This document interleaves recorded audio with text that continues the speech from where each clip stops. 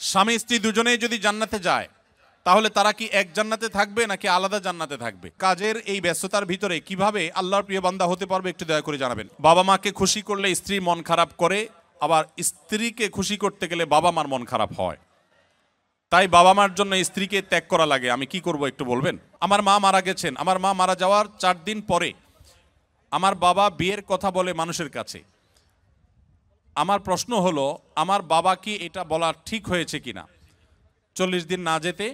এটা নিয়ে আমার বাবা আমাদের ভাই বোন কারোর সাথে যোগাযোগ করেন না। দক্ষিণ কোরিয়াতে মদ পান করা অনেকটা পানি পান করার মতো সহজ। আমরা অনেকেই এখানে শুকরের মাংস থেকে ঠিকই বেঁচে থাকলেও মদ অনেক সহজেই তেমনটা গুরুত্ব না দিয়েই খেয়ে থাকি। এত কষ্ট করে হালাল উপার্জন করেও মদ পানের মাধ্যমে আমরা নিজেদের উপার্জন ধ্বংস করছি এবং আখিরাতকে কতটা ক্ষতি করলাম। এখানে কোরিয়াতে বেশ কিছু চকলেটের উপাদানের জায়গা লেখা থাকে সাসুগি বা থাক্কুগি, যার অর্থ গরু বা মুরগি, অথবা চকলেটগুলো সফট মিল্ক ফ্লেভারের চকলেট। আদৌ পিওর গরু বা চিকেন আছে কিনা তা বোঝা যায় না, থাকলেও হালাল কিনা আমরা সেটা জানি না। এমন নুডলসও আছে। এরকম চকলেট বা নুডলস খাওয়া আমাদের জন্য হালাল হবে কিনা? সময়ের অভাবে জুমার নামাজ 2 রাকাত পড়লে নামাজ হবে কিনা? এরপরে প্রশ্ন হলো, আপনাকে আল্লাহর জন্য অনেক ভালোবাসি। আমার প্রশ্ন, আমার কাজের এই ব্যস্ততার ভিতরে কিভাবে আল্লাহর প্রিয় বান্দা হতে পারবে একটু দয়া করে জানাবেন। আল্লাহর প্রিয় বান্দা হওয়ার জন্য 5 ওয়াক্ত নামাজ ঠিকমতো সুন্দর করে সমত আদায় করবেন, চোখের জেনা থেকে বেঁচে থাকবেন, মাদক সহ সকল হারাম থেকে বেঁচে থাকবেন, এবং এই পরিবেশে ভালো মানুষদের, দিনদার আলেমোলামা মুত্তাকি পরেজগারদের সাথে থাকবেন, তাদের সাথে উঠা বসা করবেন এবং দাওয়াত দেওয়ার মানসিকতা, ইসলাম প্রচারের মানসিকতা রাখবেন। সবসময় আল্লাহর জিকিরে এবং আল্লাহর স্মরণে মাশগুল থাকবেন। ইনশাআল্লাহ আপনি আল্লাহর প্রিয় বান্দা হতে পারবেন। কোরিয়ার মধ্যে আমরা কিভাবে দৃষ্টিকে নত রাখবো এবং নিজের ইমানকে বাঁচিয়ে রাখবো এই সম্পর্কে কিছু বলবেন। ইমান বাঁচিয়ে রাখার জন্য ইতিমধ্যে আমরা কয়েকটি পরামর্শ দিয়েছি, যে পরামর্শগুলো আমল করলে বা সেগুলো লক্ষ্য করলে ইনশাআল্লাহ আপনি ইমান বাঁচিয়ে রাখতে পারবেন। সেই সাথে আমি একটু প্লাস করি, প্রতিকূল পরিবেশে নজর হেফাজত করা খুব কঠিন। আপনারা জানেন এখানে মেয়েরা চলাফেরার ক্ষেত্রে ইসলামী লাইফস্টাইল তারা মেনটেন করে না, খুব স্বাভাবিকভাবে সঙ্গত কারণেই আমাদের জন্য এই পরিবেশে চোখের হেফাজত করা কঠিন হয়। মনে রাখবেন, নবী করিম সাল্লাল্লাহু আলাইহি সাল্লাম বলেছেন, জেনাল আইনি আন নজর। আমাদের অনেক মুসলিম ভাইরা আছেন এখানে যারা হয়তো জানেনও না যে নবী সাল্লাল্লাহু আলাইহি সাল্লাম বলেছেন মানুষ কিন্তু চোখ দিয়েও জেনা করে।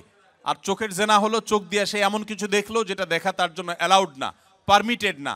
একজন নারী তিনি যদি বেপর্দা থাকেন, তিনি যদি অশ্লীল বা খোলামেলা পোশাকে চলাফেরা করেন, আপনি আপনার দৃষ্টিকে সংযত রাখবেন। যথাসম্ভব আপনার দৃষ্টি সীমানায় এরকম কোনো মহিলা, এরকম কোনো নারী পড়লে সাথে সাথে নিজের নজরকে আপনি সংযত করে নেবেন। আল্লাহ তাআলা বলেছেন, কুল্লিল মুমিনিনা ইয়াগুদ্দু মিন আবসারিহিম ওয়া ইয়াহফাযু ফুরুজাহুম। হে আল্লাহ তাআলা বলেছেন তার রাসূলকে, হে রাসূল আপনি ঈমানদারদেরকে বলে দিন তারা যেন তাদের দৃষ্টিগুলোকে সংযত করে, অবনত করে। আমি জানি এই কাজটা শুধু কঠিন নয়, মহা কঠিন। এই কাজটা শুধু কঠিন নয়, চরম পর্যায়ের কঠিন। মনে রাখবেন, আপনাদেরকে এই ধরনের পরিবেশে ঈমানের উপর টিকে থাকতে হলে, আমরা যারা বাংলাদেশে থাকি, আমাদের ঈমান এর মিটার যদি হয় 10-এ, আপনার ঈমানের মিটার থাকতে হবে 15-তে। কারণ আপনার এই প্রতিকূল পরিবেশে টিকে থাকা, এটার জন্য আপনার ঈমানের এক্সট্রা পাওয়ারের প্রয়োজন আছে। সো আমি আপনাদেরকে বিনীতভাবে অনুরোধ করতে চাই যে চোখের হেফাজত করার জন্য আপনারা আপ্রাণ চেষ্টা করবেন। মনে রাখবেন, চোখ দিয়া হারাম জিনিস যখন দেখেন হয়তো নগদ আনন্দ পান, কিন্তু স্থায়ীভাবে আপনার কষ্ট, বেদনা, ব্যথা, যন্ত্রণা এগুলো কিন্তু ঠিকই হয়। হয় কি হয় না বলেন? মনে রাখবেন, চোখে দেখার পর, হারাম জিনিস দেখার পর সেটা যদি আপনি হাতের নাগালে না পান, সঙ্গত কারণে পাবেন না, আর না পেলে আপনার মধ্যে এক ধরনের যন্ত্রণা, এক ধরনের কষ্ট হয়। আর যখন নিজেকে কষ্ট করে সংযত রাখবেন, ইচ্ছাকৃত হারাম জিনিস দেখবেন না, সেটা টিভির স্ক্রিনেও না, মোবাইলের মনিটরেও না এবং বাইরেও না, তাহলে দেখবেন প্রথম আপনার একটু কষ্ট হবে কিন্তু পরবর্তীতে শান্তি অনুভব হবে। অনেক লোক নামাজ কালাম পড়ে কিন্তু চোখে খারাপ জিনিস মোবাইলে দেখে, কম্পিউটারে দেখে, টেলিভিশনে দেখে, বাইরে দেখে। মনে রাখবেন, এটা হলো আপনাদের জন্য সবচেয়ে বড় পরীক্ষার বিষয়। অন্য অনেক কাজ এখানে করা সহজ, আমি জানি। মদ না খেয়ে থাকা সহজ, শুকরের গোশত না খেয়ে থাকাও সহজ, অনেক হারাম কাজ থেকে বেঁচে থাকা এখানে সহজ, এমনকি নামাজ পড়াটাও তুলনামূলক সহজ। এই পরিবেশের মধ্যে, কোরিয়ার মাটিতে এবং এই জাতীয় যে সমস্ত দেশগুলোতে এই ধরনের পরিবেশ আছে, এই সমস্ত পরিবেশে আপনাদের জন্য সবচেয়ে কঠিন কাজটা হলো এই চোখগুলোকে হেফাজত করা। এর চাইতে কঠিন আরেকটা কাজ নাই। আল্লাহ তাআলা আমাদের সবাইকে সেই তৌফিক দান করুন, আমরা যেন আমাদের দৃষ্টিগুলোকে অবনত করতে পারি। মনে রাখবেন আল্লাহ বলেছেন ইন্নাস সামআ ওয়াল বাসারা ওয়াল ফুআদা কুল্লু উলাইকা কানা আনহু মাসউলা। মানুষের কান, মানুষের চোখ, মানুষের অন্তর, প্রত্যেকটা অঙ্গকে আলাদা আলাদা জিজ্ঞাসা করা হবে এই চোখ দিয়ে কত গুনাহ করেছেন। 10 বছর 20 বছর আপনি কোরিয়াতে ছিলেন, আপনি জাপানে ছিলেন, আপনি ইংল্যান্ডে ছিলেন, আপনি অমুসলিম প্রধান দেশে ছিলেন যেখানে পর্দাপোশিদার বালাই নেই, যেখানে মেয়েরা খোলামেলা চলাফেরা করে। আপনার প্রতিদিন সকাল থেকে রাত পর্যন্ত ঘুমানো পর্যন্ত শত শতবার সহস্রবার এই চোখের গুনাহ হয়ে থাকে, অথচ আপনি মদ টাচ করেন না, হয়তো আপনি শুকর টাচ করেন না, হয়তো আপনি হারাম খান না, হয়তো আপনি হারাম থেকে বেঁচে থাকার জন্য সংগ্রাম চালাচ্ছেন, কিন্তু চোখ দিয়ে আপনি অনবরত আপনি হারাম করছেন। আপনার মুখকে হারাম থেকে বাঁচিয়েছেন কিন্তু চোখকে আপনি বাঁচাতে পারেন নাই, তাহলে আপনি সাকসেস হতে পারবেন না। এই জন্য এই প্রতিকূল পরিবেশে যদি নিজেকে টিকাতে কেউ না পারে, তার জন্য এই পরিবেশে থাকাই জায়েজ নাই যে নিজেকে এই গুনাহ থেকে বাঁচাতে পারবে না। এই জন্য ভাইরা এই সংগ্রামটা আমাদের করতে হবে, চেষ্টা করবো তো ইনশাআল্লাহ। আল্লাহ তাআলা আমাদের সবাইকে সেরকম ঈমানের শক্তি দান করেন যেন আমরা চোখের জেনা থেকে নিজেদেরকে বাঁচিয়ে রাখার চেষ্টা করতে পারি। যারা বিবাহিত তারা স্ত্রীকে নিয়ে আসার চেষ্টা করবেন, ফ্যামিলি সহ থাকার চেষ্টা করবেন, এবং বাহিরে বের হওয়ার সময় মনেই করবেন যে আমি রাস্তাঘাটে চলতে ফিরতে আমার চোখের এরিয়াতে অনেক বেপর্দা নারী আসবে, সো আমি যথাসম্ভব যতটুকু সম্ভব অবনত রাখবো নিজের দৃষ্টিকে। এর বাইরে যদি চোখ পড়ে যায়, আমার ইচ্ছার বাইরে চোখ পড়ে গেছে, সাথে সাথে আমি ফিরিয়ে নিয়েছি, ইনশাআল্লাহ এর কারণে গুনাহ হবে না। আল্লাহ তাআলা আমাদেরকে মাফ করবেন ইনশাআল্লাহ। দক্ষিণ কোরিয়াতে মদ পান করা অনেকটা পানি পান করার মতো সহজ। আমরা অনেকেই এখানে শুকরের মাংস থেকে ঠিকই বেঁচে থাকলেও মদ অনেক সহজেই তেমনটা গুরুত্ব না দিয়েই খেয়ে থাকি। এত কষ্ট করে হালাল উপার্জন করেও মদ পানের মাধ্যমে আমরা নিজেদের উপার্জন ধ্বংস করছি এবং আখিরাতকে কতটা ক্ষতি করলাম। দেখুন, মাদক, যে কোনো মাদক, এটা সেবন করাকে ইসলাম হারাম করেছে।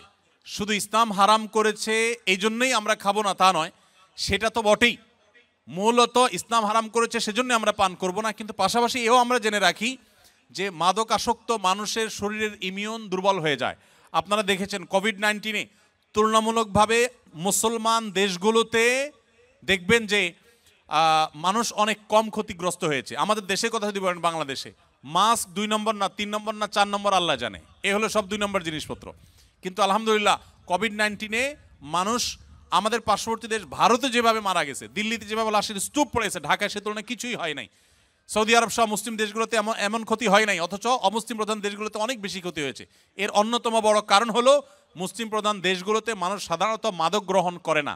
মাদক গ্রহণ করতে করতে মানুষের লাং ক্ষতিগ্রস্ত হয়, বিভিন্ন অর্গান ক্ষতিগ্রস্ত হয়, মানুষ ধ্বংসের দিকে চলে যায়।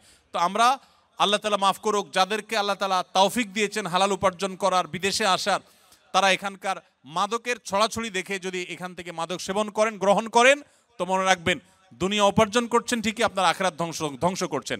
মাদক সেবন করা হারাম, কঠোর হারাম। আল্লাহ তাআলা বলেছেন ইন্নামাল খামরু ওয়াল মাইসিরু ওয়াল আনসাবু ওয়াল আজলামু রিজসুম মিন আমালিশ শাইতানি ফাজতানিবু। মদ, জুয়া, এই সবগুলো শয়তানি কর্মকাণ্ড, অতএব এগুলো থেকে তোমরা বিরত থাকো। এই মাদক আসক্ত হয়ে মানুষ অনেক অন্যায় কাজ করে, অনেক হারামের দিকে চলে যায়। নবী সাল্লাল্লাহু আলাইহি ওয়াসাল্লাম বলেছেন, দুনিয়াতে যে হারাম মদ পান করবে, আখিরাতের যে ড্রিঙ্কস থাকবে জান্নাতের, সেটা আল্লাহ তাআলা ওই ব্যক্তিকে পান করতে দিবেন না, সে জান্নাত থেকে মাহরুম থাকবে। এই জন্য এই লোভকে আমাদের সামলানোর চেষ্টা করতে হবে। আমরা যারা কোরিয়ায় থাকি, তারা আমাদের ছেলে সন্তানকে যদি ইসলামের দায়ী বানাতে চাই, তাহলে প্রথম থেকে কিভাবে শুরু করব এবং কোথায় বা কোন প্রতিষ্ঠানে ভর্তি করাবো, এবং এর পরের ধাপে কোথায় কিভাবে শুরু করব, শেষ পর্যন্ত বলবেন ইনশাআল্লাহ। দেখুন, প্রবাসী ভাইরা যারা এই দেশে ফ্যামিলি নিয়ে আছেন, আপনাদের হয়তো আরেকটু সময় লাগবে। আপনাদের নিজেদেরকে মসজিদ ভিত্তিক বিভিন্ন মাদ্রাসা গড়ে তুলতে হবে। এই মাদ্রাসাতে ছেলে মেয়েদেরকে দক্ষ আলেম ওলামাদের মাধ্যমে আপনারা পড়াশোনা করায় বড় করবেন, আলেম হওয়ার প্রাথমিক কাজ শেষ করবেন। এরপরে তারা যথানিয়মে সৌদি আরবে, মিশরে, বিভিন্ন দেশের ইসলামিক ইউনিভার্সিটিগুলোতে তারা যাবে, পড়ালেখা করবে, ইনশাআল্লাহ তারা দায়ী আল্লাহ হয়ে আসবে। সেই সাথে যারা এখানে আছেন আর সন্তানরা দেশে আছে, আপনাদের সন্তানকে, বাচ্চা সন্তানকে ছোট থেকেই ভালো কোনো মাদ্রাসা, যেখানে ভালো পড়ালেখার মান খুব ভালো, নাম করা, ফেমাস এক জিনিস, আর ভালো হওয়া আরেক জিনিস। এখন ভালো মাদ্রাসা এটা আপনি চিনবেন কিভাবে? এটা আপনার জন্য চেনা ডিফিকাল্ট। এটার জন্য আপনি 2 জন বা 3 জন আলেম মানুষ, যিনি বিচক্ষণ ভালো আলেম, তাকে বলবেন, ভাই এই মাদ্রাসার পড়াশোনার মান কি, আপনি একটু নিজে দেখে আমাকে পরখ করে বলেন। 2-3 জন যদি রেকমেন্ড করেন যে হ্যাঁ এটা ভালো, তাহলে সেখানে আপনি বাচ্চা ভর্তি করাবেন। ভর্তি করার পর চোখ বন্ধ করে ছেড়ে দিবেন না যে হুজুরের কাছে দিয়ে আসেন আর বাচ্চা মানুষ হয়ে গেছে। একটার পর একটা আপনি ফলো আপ করতে থাকবেন নিয়মিত, যে বাচ্চা ঠিকমতো আছে কিনা, পড়তেছে কিনা, পড়ালেখা, নামাজ কালাম, ইবাদতবন্দি সব ঠিক আছে কিনা। এরপর আপনি একটা পর্যায়ে ওই সন্তানকে সামনের দিকে একই রুটে একই নিয়মে আপনি নিয়ে আসবেন, প্রয়োজনে দেশের বাইরে পাঠাবেন ইনশাআল্লাহ। কিন্তু নিশ্চয়ই 2-3 জন আলেমের তত্ত্বাবধানে বাচ্চাকে রাখবেন এবং মাঝে মধ্যে আলেমদেরকে দিয়ে চেক করাবেন যে ঠিক আছে কিনা। এখানে কোরিয়াতে বেশ কিছু চকলেটের উপাদানের জায়গায় লেখা থাকে সাসুগি বা থাক্কুগি, যার অর্থ গরু বা মুরগি, অথবা চকলেটগুলো সফট মিল্ক ফ্লেভারের চকলেট।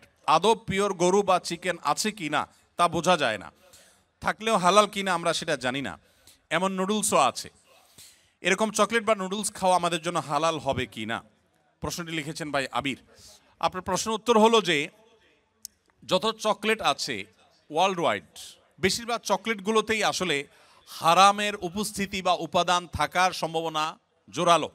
সবগুলোতে না, অনেক চকলেট আছে এর বিপরীতে আলহামদুলিল্লাহ যেগুলো হালাল, যেগুলোতে হারাম কোনো উপাদান নেই।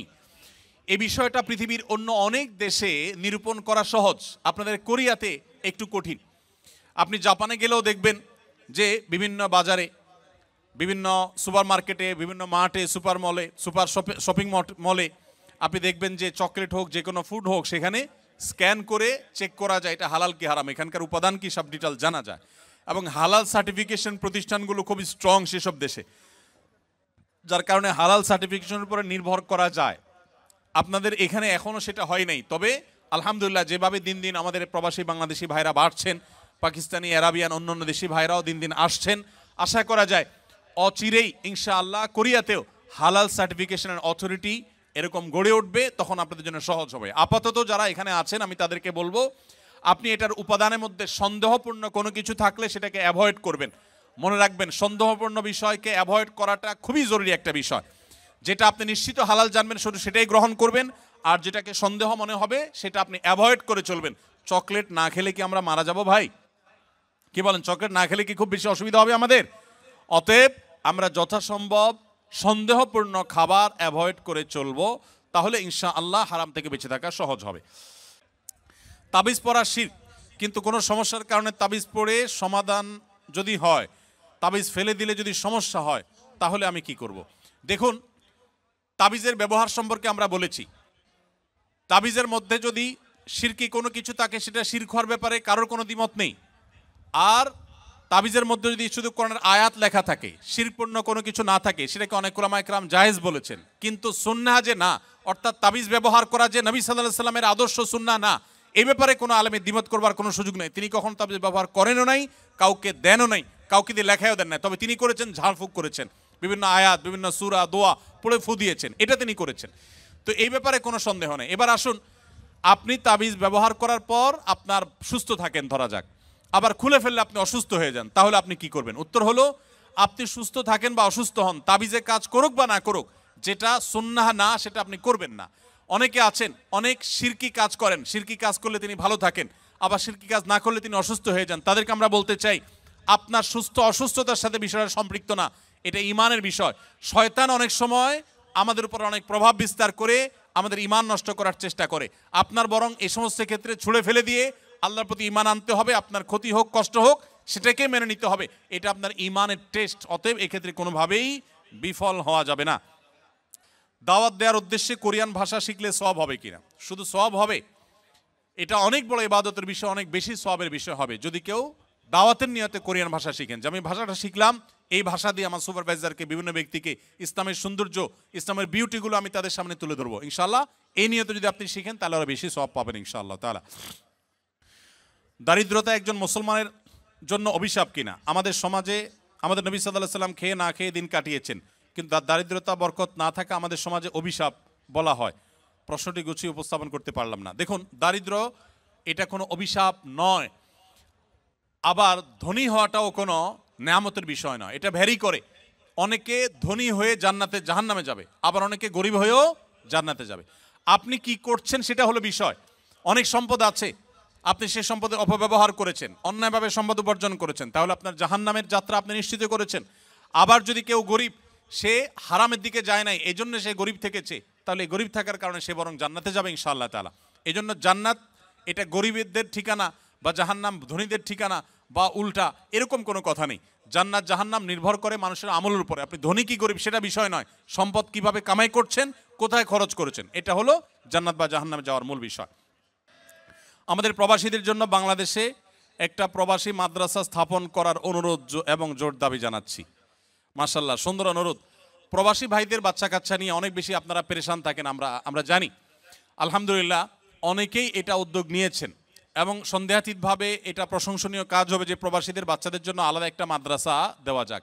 কিন্তু সেক্ষেত্রে যেটা সমস্যা হবে যে প্রবাসীদের বাচ্চারা স্থানীয় যাদের বাবা মা দেশে আছেন তাদের বাচ্চাদের সাথে যদি মিশতে না পারে, তাহলে সেক্ষেত্রে আলাদা নতুন নতুন সমস্যা তৈরি হতে পারে।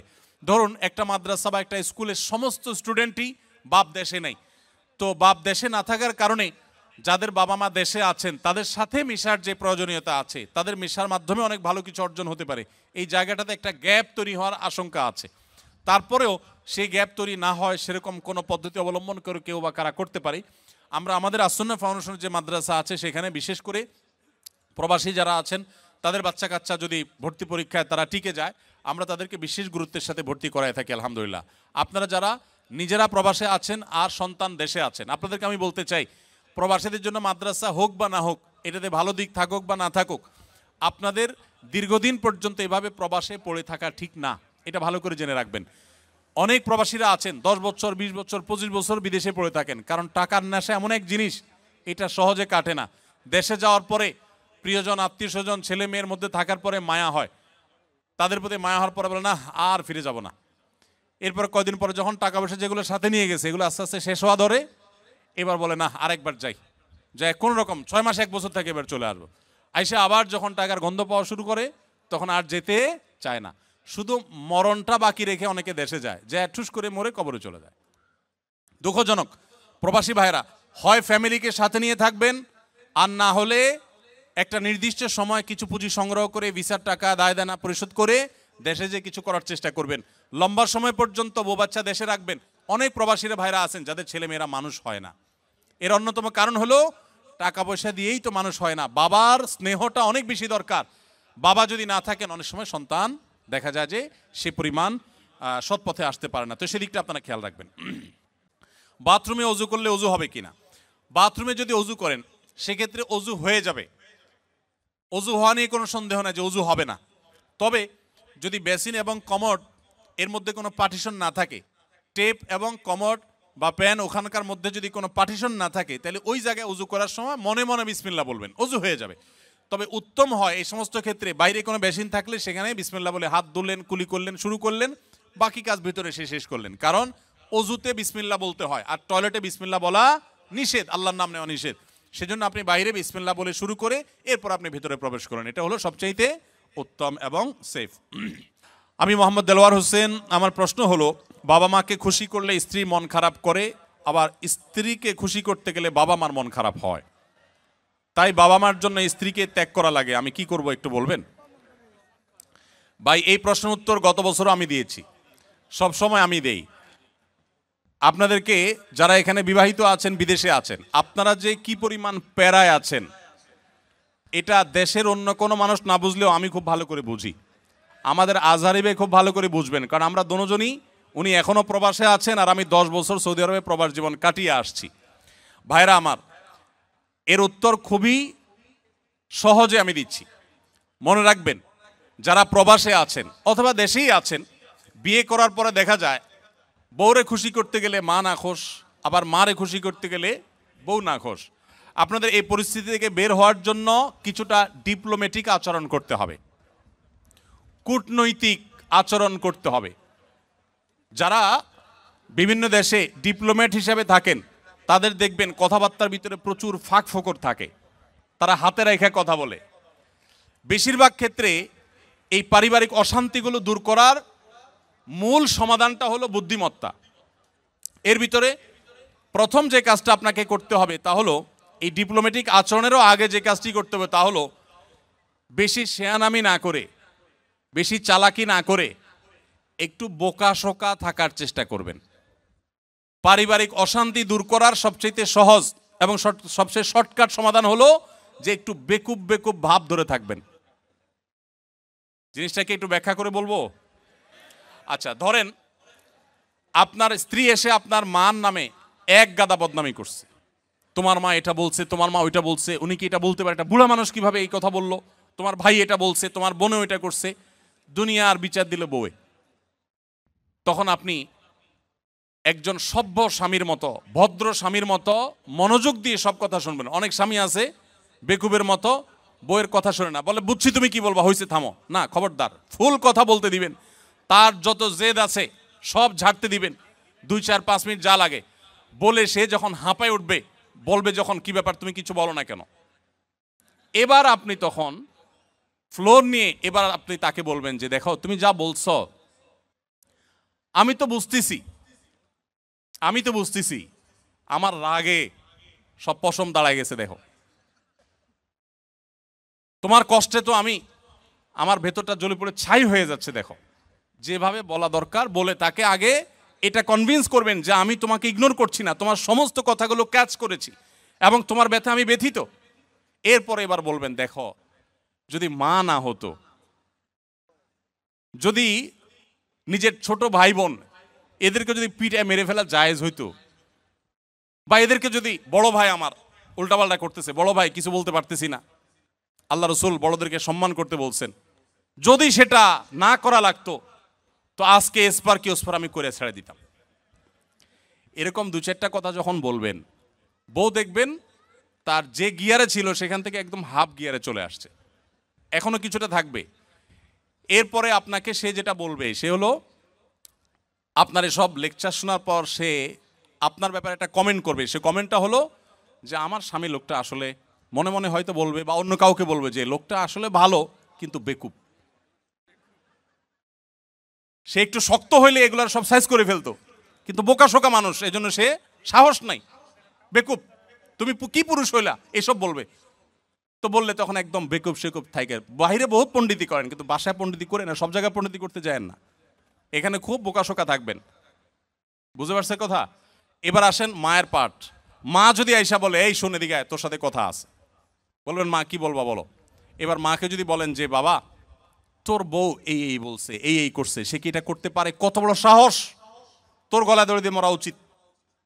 মা যদি এসব কথা বলে, মাকে একইভাবে বলবেন মা আল্লাহ নবী সাল্লাল্লাহু আলাইহি সাল্লাম কোনোদিন স্ত্রীদের গায়ে হাত তোলেন নাই, ইসলামে যদি বউ পিটানোর নির্দেশ থাকতো তো আজকে ঠ্যাং উপরের দিক বাইন্দা আমি পিটাইতাম। আমার হাতটা শুধু বাইন্দা রাখছে ইসলাম। আল্লাহ রসুল কোনোদিন স্ত্রীদের গায়ে হাত তোলেন না, না হলে মা এত বড় সাহস, এরকম কথা সে বলতে পারে। যা কি বলছে না বলছে সেটা পরে, আপনি বিচার বিশ্লেষণ না করতে গিয়ে উপস্থিত ওই জায়গাতে সামাল দেওয়ার চেষ্টা করবেন। কথা কি বুঝতে পারছেন? আপনার এই আচরণ শোনার পর আপনার মা কি বলবে জানেন? মাও ঠিক ওই বউয়ের মতোই বলবে আমার ছেলেটা আসলেই মানুষ ভালো, সমস্যা হলো আমার পোলাটা না বোকা, একদম বেকুব, এই জন্য সেই। তো বউয়ের কাছেও বেকুব থাকলেন, মায়ের কাছেও, কিন্তু আপনাকে কেউ দোষী সাব্যস্ত করবে না। আর যদি পণ্ডিতি করে বউরে বলতে চান ঠিক আছে আমি দেখতেছি, থামো তুমি, মা কিভাবে এসব কথা বলে, এরপর যাবার মা কই আসো তুমি এদিকে আসো, এবার বৈশাখ মার সাথে আলাপ শুরু করলেন, ওখানে বাঁধবে একটা ইউক্রেন রাশিয়া যুদ্ধ, বিশাল কাণ্ড হয়ে যাবে। ওই কাণ্ড করার পর বউয়ের কাছে আইসা যদি মনে করেন যে বউয়ের জন্য মার সাথে ঝগড়া করছি, বউ মনে খুশি হবে, জীবনও খুশি হবে না, জীবনও খুশি হবে না। যতই করেন বউরে খুশি করতে পারবেন না, কোনো একটা প্যাঁচ বাঁধবেই এবং কোনো একটা ফাঁক বের করবে। আর মা তো নাখোশ হইছেই। আবার মায়ের হয়ে যদি বলেন এই তুমি কত বড় সাহস, আমার বোনরে কি করলা, ভাইরে কি করলা, মারে কি করলা, দেখবেন আরেক যুদ্ধ বাড়ছে। এই জন্য এগুলোর খুব বেশি পণ্ডিতি না করে যথাসম্ভব একটু কূটনৈতিক আচরণ করে, একটু চালাকি করে, একটু বোকা সেজে সমাধান করার চেষ্টা করবেন। আবার সব সময় এই পলিসি অবলম্বন করবেন না। এখন মুশকিল হলো শিখাই দিলে মহিলারাও এগুলো শুনে ওয়াজ, তারাও শিখা যায়। এবার মহিলারা ঘরে গেলে বলে যে না এই পলিসি তো আগে থেকে জানা, তুমি বোকা সাজতেছ, তখন আপনি একেবারে মানে সিরিয়াস বোকা, শুধু ওই মুহূর্তের জন্য, সবসময়ের জন্য বোকা। আসলে ঘরে যারা যত বেশি বোকা থাকে তারা তত বেশি সুখে থাকে। বোকাদের সাংসারিক জীবনে তারা সুখে থাকে, আর শেয়ানা পাবলিকগুলো সব দৌড়ের উপরে থাকে। এই জন্য বাহিরে ব্যবসা বাণিজ্যের দোষে শেয়ানামি করেন, পাকনামি করেন, কিন্তু ঘরে বেশি পাকনামি করতে আইসেন না। এটা মুরব্বী মানার চেষ্টা করেন। তবে হ্যাঁ, কিছু কিছু ক্ষেত্রে আপনাকে তো স্ট্রংও হতে হবে। আমি এই কথা বলছি এর মানে এই না যে আপনার স্ত্রীর প্রতি আপনার মা বোন জুলুম করবে আর আপনি সবসময় শুধু নাটক করে যাবেন না, তাদেরকেও বিনয়ের সাথে তাদের অন্যায় থেকে আগে বিচার বিশ্লেষণ করবেন, তারা অন্যায় করছে কিনা, বাধা দিবেন। আবার স্ত্রী যদি ভুল করে তাকেও অন্যায়ের থেকে বাধা দিবেন। প্রয়োজনে আপনি ইসলামী শরিয়ার নীতিমালা আলোকে শাসনও করবেন, কিন্তু মূল পলিসি হবে ওই যে বেকুব বেকুব ভান বা বেকুব বেকুব আপনার নিজেকে হিসাবে উপস্থাপন করার চেষ্টা করবেন। এটা অনেক সহজ একটা উপায়। একটা ছোট ভিডিও ক্লিপে দেখলাম যে আপনি মদ খাওয়ার পর নেশাগ্রস্ত না হলে নামাজ পড়া যায়, এরকম কথা বলেছেন। এ সম্পর্কে জানতে চাই বক্তব্যটা সঠিক কিনা। দেখুন, আমাদের এরকম একটা বক্তব্য কিছুটা অস্পষ্ট ছিল, সেখান থেকে অনেকের ভুল বুঝাবুঝি তৈরি হয়েছে। আমরা সাথে সাথে তার পাল্টা বক্তব্য কিন্তু দিয়েছি যখনই জানতে পেরেছি। বিষয়টা আমি ক্লিয়ার করি। বিষয়টা হলো, কেউ যদি মাদক সেবন করে, মাদক সেবন করার পর তার নামাজ মাফ কিনা, এ হলো প্রশ্ন। এই প্রশ্নের উত্তর হলো, মাদক সেবন করলে তার নামাজ মাফ হওয়ার তো প্রশ্নই ওঠে না, কারণ মাদক সেবন করা কি হালাল না হারাম? হারাম। অতএব হারাম কাজ করার পরে শরীয়তের কোনো ছাড় তো পাওয়ার প্রশ্নই নেই। তবে এই প্রশ্ন যিনি করেছেন তার মনে অন্য একটা কারণে প্রশ্ন উদ্রেক হচ্ছে। সেটা হলো, আপনারা জানেন কেউ মাদক আসক্ত হয়ে নেশাগ্রস্ত হলে 40 দিন পর্যন্ত তার ইবাদত কবুল হয় না, হাদিসে আছে। তো হয়তো চিন্তা করছেন যে ইবাদত করে কবুল হবে না, ওটা করে লাভ কি? তো এর উত্তর হলো, আপনার দায়িত্ব আপনাকে পালন করতে হবে। অনেক বাবা তার সন্তানকে বলেন, তুই এই কাজ করলে তুই আমার সন্তান আমার বাসায় আসবি না। এর মানে এই না যে সন্তান যায় বার্থ সার্টিফিকেটে বাবার নাম চেঞ্জ করে ফেলে। এর মানে হলো সন্তানকে ধমক দেওয়া, তাকে সতর্ক করা। তো আল্লাহ রাব্বুল আলামিন কবুল করুন বা না করুন, আপনার দায়িত্ব আপনাকে পালন করতে হবে, সেজন্য আপনি নামাজ পড়বেন। এখন প্রশ্ন হলো, মাদক আসক্ত ব্যক্তি মাদক সেবন করে নামাজ পড়লে কিভাবে নামাজ পড়বে? মাদক পান করা হারাম, সেবন করা হারাম, ভয়াবহ গুনাহ। এরপরে যদি আল্লাহর কোনো বান্দা তিনি নামাজের ওয়াক্ত হয় এবং তার সেন্স থাকে, অবশ্যই তিনি নামাজ পড়বেন। যদি নেশাগ্রস্ত হন তাহলে নেশা কাটার পরে পড়বেন, আর যদি নেশাগ্রস্ত না হন তাহলে ওই অবস্থায় পড়বেন। তবে মাদক সেবন করে নামাজ পড়লে অজু করে নিয়ে তারপর তিনি নামাজ পড়বেন। আমার কথার খোলাসা, যদি কেউ এটা বুঝে যে মাদক সেবন করাটা কোনো দোষের কিছু না, তাহলে এটা দুর্ভাগ্য ছাড়া কিছু না। এটা বোঝার তো কোনো মানেই নেই। মাদক সেবন করা হারাম, এ ব্যাপারে কোনো আলেমের কোনো দ্বিমত নেই, কোনো সাধারণ মানুষ হচ্ছে জানে না এমন না, সবাই জানে। অতএব মাদককে আমরা ঘৃণা করি, এটা আমরা পান করি না। তবে যদি কেউ করে, নামাজ পড়তে হলে অজু করে পবিত্র হয়ে তারপর সে নামাজ পড়বে। আর নেশাগ্রস্ত থাকলে নেশা কাটার পরে সে নামাজ পড়বে, এবং ভবিষ্যতে আর মাদক সেবন না করার জন্য তাকে প্রতিজ্ঞাবদ্ধ হতে হবে। এরপরের প্রশ্ন, আমার মা মারা গেছেন, আমার মা মারা যাওয়ার 4 দিন পরে আমার বাবা বিয়ের কথা বলে মানুষের কাছে। আমার প্রশ্ন হলো, আমার বাবা কি এটা বলা ঠিক হয়েছে কিনা 40 দিন না যেতে? এটা নিয়ে আমার বাবা আমাদের ভাই বোন কারোর সাথে যোগাযোগ করেন না। দেখুন, কারোর স্ত্রী মারা গেলে তিনি যদি 3 দিন 4 দিন 5 দিন পর বিয়ে করেন বা বিবাহের কথা বলেন, এটা শরিয়ার দৃষ্টিকোণ থেকে দোষের কিছু না। আমাদের দেশে অনেক বাবা আছেন যে স্ত্রী হারা হয়ে গেছেন, কুলাঙ্গার ছেলে মেয়েরা বাবার প্রয়োজন আছে বিয়ে করার, তারপরে বিয়ে করায় না। কেন বিয়ে করায় না? কারণ বিয়ে করালে সেখানে যদি আরেক সন্তান হয়, তারা সম্পদের ভাগ পাবে, আরেকজনকে মা ডাকতে হবে। এর চাইতে অমানুষ সন্তান আরেকটা হতে পারে না। আপনি যদি বাবার সুসন্তান হয়ে থাকেন, তাহলে মনে রাখবেন, মানুষের বৃদ্ধ বয়সে কথা বলার জন্য একটা মানুষের প্রয়োজন হয়, একান্ত আলাপের জন্য একটা মানুষের প্রয়োজন হয়। তখন আপনি আপনার বাবাকে দেখে শুনে যদি ভালো একজন স্ত্রী জীবন সঙ্গিনীর ব্যবস্থা করে দেন, বিয়ের উদ্যোগ নেন, আপনি আসলে সুসন্তান এবং বাবার মতো দায়িত্বশীল। আমাদের দেশে বেশিরভাগ সন্তানরাই, বেশিরভাগ ছেলেমেয়েরাই বাবা মার দ্বিতীয় বিয়ে হোক, বাবার দ্বিতীয় বিয়ে, মায়ের, এমনকি মাও যদি বাবা হারা হন, অর্থাৎ স্বামী হারা হন, অর্থাৎ আপনার বাবাকে হারিয়ে ফেলেন, তাহলে তাকেও আপনার চেষ্টা করা উচিত যে কোনো না কোনোভাবে যদি তার বিবাহের প্রয়োজন হয়, সন্তানরা উচিত তাকে বুঝিয়ে, মায়েরা সাধারণত বিবাহ বসতে চায় না, তার প্রয়োজন থাকলে তারও বিবাহ দেওয়ার উদ্যোগ নেওয়া উচিত। আর বাবার ক্ষেত্রে সন্তানরা অনেক বেশি অ্যাগ্রেসিভ থাকে, বিবাহ দিতে চায় না, তো এটা উচিত না। 3 দিন 4 দিন পরে বিয়ে করা যাবে না এমন কোনো কথা নেই। তবে হ্যাঁ, দৃষ্টিকটু হয়, দেখতে অসুন্দর দেখা যায়। আপনার একেবারে চোখে পড়ার মতো এখনো মৃত মানুষের মৃত্যুর পরের যে ইয়েটা, বেদনাবদের পরিবেশ, সেটাই এখনো যায় নাই, এখনই বিয়ের আলাপ করছে, সেটা তো অবশ্যই দৃষ্টিকটু, সেটা যেন না হয় সেটা খেয়াল রাখা দরকার। তবে মৌলিকভাবে এটা কোনো দোষের বিষয় না যে স্ত্রী মারা যাওয়ার পরপরই সে বিয়ের কথা বলেছে। 40 দিন পরে বিয়ে করতে হবে এমন কোনো কথা না। তবে হ্যাঁ, মেয়েদের বেলায় স্বামী মারা যাওয়ার পর 4 মাস 10 দিন পর তাকে অন্যত্র বিয়ে বসতে হবে। মেয়েদের বেলায় এটা কেন? এর অনেক কারণ আছে। এর ভিতরে প্রধান কারণ হলো, মেয়েদের গর্ভে তার আগের স্বামী যিনি মারা গেলেন তার সন্তান আছে কি নেই, এটি পরখ করবার জন্য একটা সময় পর্যন্ত তাকে ওয়েট করতে হয়। ছেলেদের বেলায় কিন্তু এটা নেই, যার কারণে ছেলেরা আগে বিয়ে করতে চাইলে সেটা জায়েজ আছে। এখানে ছেলে এবং মেয়ের মধ্যে ইসলাম আপনার বৈষম্য করেছে, কারোর প্রতি জুলুম করেছে, ব্যাপারটা সেরকম কিন্তু না। কোরিয়াতে আমাদের অনেক সময় কোরিয়ান খাবার খেতে হয়, তারা একই পাত্রে শূকর রান্না করে খায়। আমার প্রশ্ন হচ্ছে, আমরা কি সেই পাত্রে রান্না করে খাবার খেতে পারবো কিনা? কোনো পাত্রে যদি শূকর রান্না করা হয়, এরপরে সে পাত্রটা ধুয়ে সম্পূর্ণ পরিষ্কার করে, তার কোনো আলামত নাই, নতুন করে সেখানে ধুয়ে পরিচ্ছন্ন করে ভালো তেল দিয়ে যদি হালাল খাবার রান্না করা হয়, সেই খাবার খাওয়া জায়েজ আছে, এটা হারাম না। যদি পাত্র ধুয়ে পরিষ্কার করে রান্না করা, আর যদি না ধোয়া হয় ওই পাত্রে আবার রান্না করা হয়, তাহলে আবার কি হবে না? খাওয়া জায়েজ হবে না। ইসলামে লটারি টানা হারাম, তাহলে আমরা 90% লোক কোরিয়াতে লটারির মাধ্যমে আসছি, আমাদের কোরিয়াতে ইনকাম করা হারাম হয়ে গেল তাহলে? না ভাই, এই প্রশ্নটির উত্তর বোঝার আগে আমাদেরকে জানতে হবে লটারি, সব লটারি কি হারাম কিনা। উত্তর হলো না, সব লটারি হারাম না।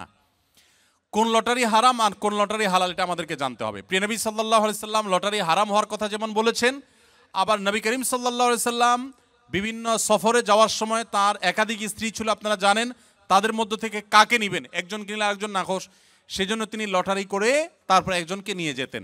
তাহলে নবী সাল্লাল্লাহু আলাইহি সাল্লাম লটারি করা নিষেধ এটা যেমন বলেছেন, আবার লটারির অপশনও রেখেছেন। তাহলে কোনটা হালাল আর কোনটা হারাম? এর উত্তর হলো, দেখুন, যেখানে আপনি ইনভেস্ট করবেন, 10 টাকা দিয়ে একটা লটারির কার্ড কিনেছেন, বা 20 টাকা 50 টাকা এনি অ্যামাউন্ট, এটা দিয়ে আপনি একটা কার্ড কিনেছেন, এরপরে অপেক্ষা করছেন লটারি কখন হবে। লটারি হলো, মিলে গেছে, আপনি 10 টাকায় 40 লাখ টাকা পাইলেন, আপনি 50 টাকায় 5,000 টাকা পাইলেন।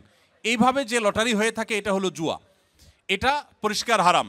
আল্লাহ সুবহানাহু ওয়া তাআলা বলেছেন যে ইন্নাল খামরা ওয়াল মাইসিরা ওয়াল আনসাবা ওয়াল আজলাম রিজসুম মিন আমালিশ শাইতান ফাজতানিবুহু, এটা হারাম। কিন্তু যদি এমন হয় যে কোনো পেমেন্টের ব্যাপার নাই, ধরুন আপনি কোনো একটা জায়গায় কাজ করা নিয়ে ডিসিশনহীনতায় ভুগছেন, যে 5 জন আছে, 5 জনের যে কোনো 3 জনকে নেবেন, 5 জন একই যোগ্যতা সম্পন্ন, তখন লটারি করে যে কোনো 3 জনকে নিলেন, তো এইটা হারাম না, এই লটারি হারাম না।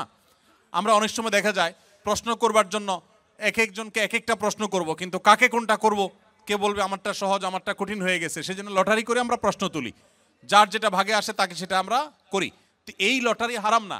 যেই লটারিতে ইনভেস্ট আছে, টাকার বিনিময়ে লটারি করে কিনে তারপরে সেখান থেকে আপনি লাভ করার সম্ভাবনা থাকে, লাভও হতে পারে, লসও হতে পারে, পুরো টাকা মারও যেতে পারে, এই লটারিটা হারাম। আর এর বাইরে যে লটারির কথা বললাম এটা কিন্তু হারাম না। বিধায় আপনারা কোনো দেশে আসার জন্য যদি এই জাতীয় লটারি করে আসেন, তাহলে আপনাদের উপার্জন হারাম হবে না, ওই লটারি করাটাও হারাম হবে না। ইভেন যদি কেউ হারাম কোনো কিছু করে আসেনও, তাহলে ওই কাজটা হারাম হবে, এর কারণে আপনার হালাল উপার্জনও হারাম হয়ে যাবে, ব্যাপারটা সেরকম না। ঔষধের ভিতর যদি শুয়োরের কোনো উপাদান থাকে, তাহলে সে ওষুধ খাওয়া জায়েজ হবে কিনা? যদি কোনো ঔষধে শূকরের কোনো শরীর বা উপাদান থাকে, তাহলে সে ওষুধ সেবন করা জায়েজ হবে না, যদি বিকল্প কোনো ওষুধ থাকে। যদি আল্লাহ না করুক এমন কোনো রোগ হয় যেই রোগের এই ছাড়া আর কোনো ট্রিটমেন্ট নাই এবং মরণাপন্ন অবস্থা হতে পারে, তাহলে নিরুপায় হলে সেই ব্যক্তির জন্য বহু শর্ত সাপেক্ষে সেটা জায়েজ হতে পারে। কিন্তু যখনই বিকল্প কোনো কিছু আছে, তখন কিন্তু আপনার জন্য হারাম ঔষধ সেবন করা জায়েজ হবে না। সময়ের অভাবে জুমার নামাজ 2 রাকাত পড়লে নামাজ হবে কিনা? আপনারা যারা প্রবাসে আছেন, অনেকে এমন পরিবেশে আছেন যে খুব বেশি সময় পান না, তাহলে চট করে জুমার নামাজ 2 রাকাত আদায় করেছেন, শুধু জুমার ফরজ 2 রাকাত আদায় করেছেন, আগে পরে সুন্নত পড়েন নাই, এটা জায়েজ হতে পারে নিরুপায় ব্যক্তির জন্য, কিন্তু এটাকে নিয়মিত সিস্টেম বানিয়ে ফেলানোর মতো কাজ করা উচিত না। হ্যাঁ, যদি এমন হয় যে আপনার আসলে কিছুই করার নাই, বাধ্য হয়ে অনেকটা নিরুপায় হয়ে আপনাকে এটা করতে হয়, তাহলে আপনি শুধু 2 রাকাত পড়লেও ওয়াক্তের ফরজ আদায় করেছেন, এটুকু তো অবশ্যই বলা যাবে।